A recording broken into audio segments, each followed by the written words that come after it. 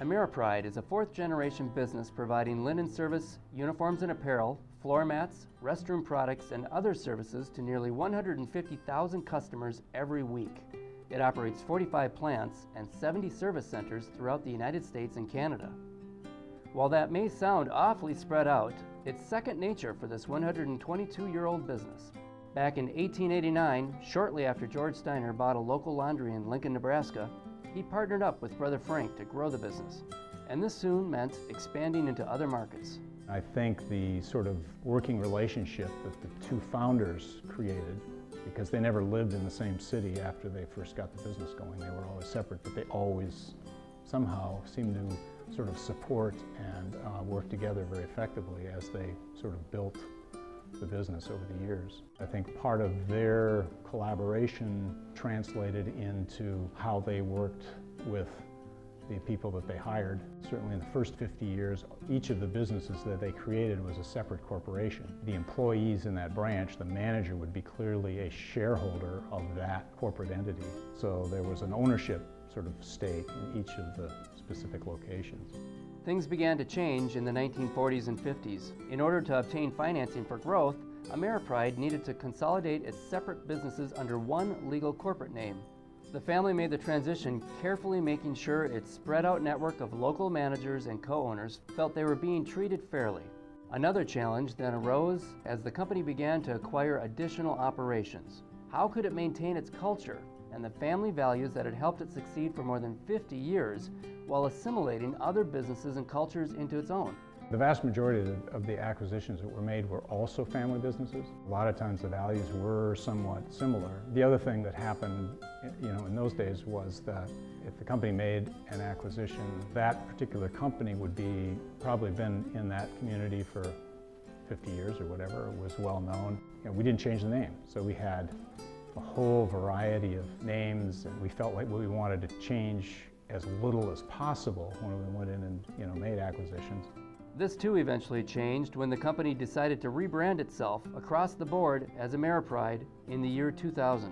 The biggest thing I remember about that name change was with American Linen, and it was the fact that we had been here in the Minneapolis area so long. I remember one situation that was with, it was a large account that we'd been servicing for years. The contract came up for renewal, and we had to bid like everybody else. Without really thinking about it, we put in the bid as AmeriPride as opposed to American Linen, and so they went through the bids and looked at them and, who's this AmeriPride? Never heard of them before, and so we ended up not getting a contract because they didn't know who we were.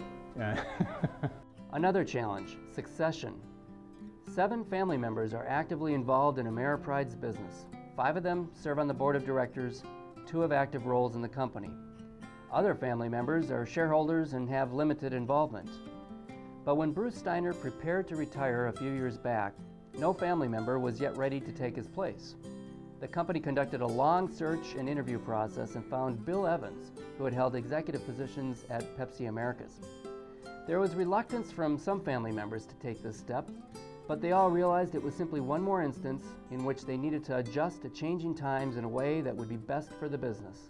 I think we've gotten over the leadership part where you can have an outside CEO, but you have to have knowledgeable family members that are employed or that are very engaged in the business. And I think it's necessary to have family members like that that also are advocates and are communicating what's going on to the rest of the family members to keep the interest and keep people connected.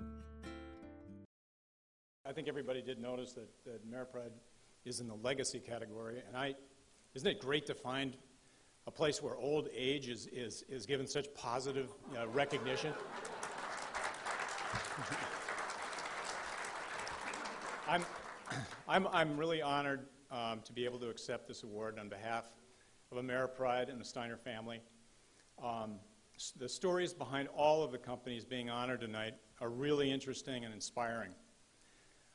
They demonstrate why family businesses are such a positive and powerful force in the U.S. economy.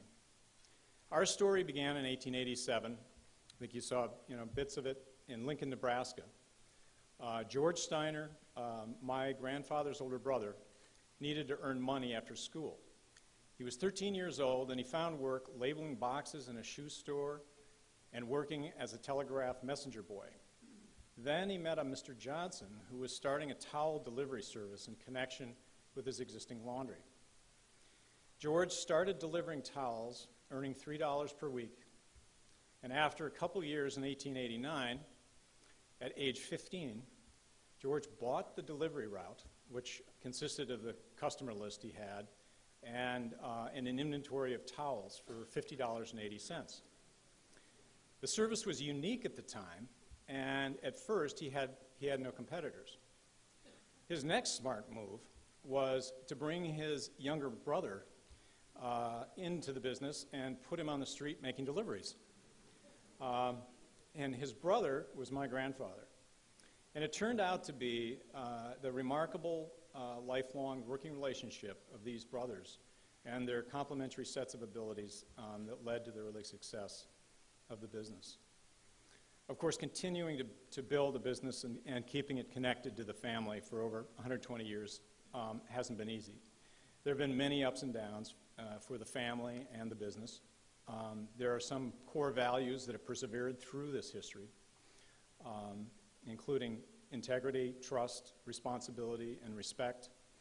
And these values are posted in all of our facilities today. We are now into our fourth generation of family members who are actively employed in the business. And interestingly, we have many employees who are also second and third generation. We are proud to call Minnesota our home.